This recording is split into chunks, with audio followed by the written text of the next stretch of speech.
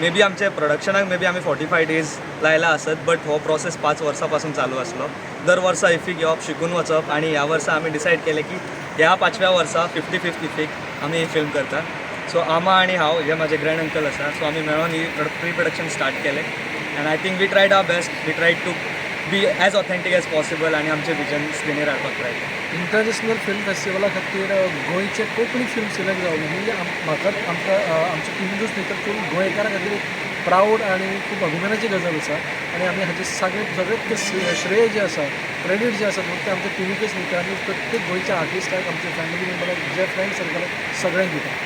सावळ बद्दल कितें सांगतलो?